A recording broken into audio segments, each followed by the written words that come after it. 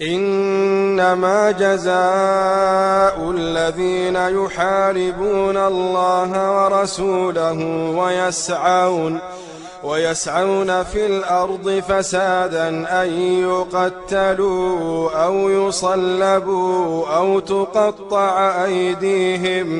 أو تقطع أيديهم وأرجلهم من خلاف أو ينفوا من الأرض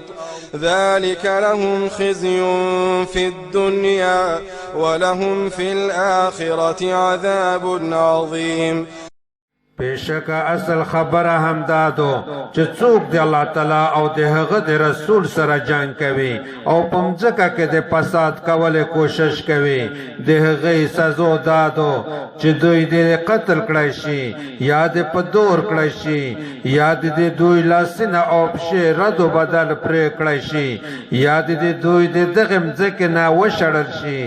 دا د دوی د پورا په دنیا کې رسوایی دو او د دوی د پورا په آخرت کې بیخي لوی عذاب دی. إلا الذين تابوا من قبل أن تقدروا عليهم فاعلموا أن الله غفور رحيم. مگر هغه کسان چې توبه وباسي مخکې له دې نه چې تاسې په دی باندې قدرت پیدا کوي نو پوه شئ چې یقینا الله تعالی ډېر بخښونکی بې حده مهربان دی.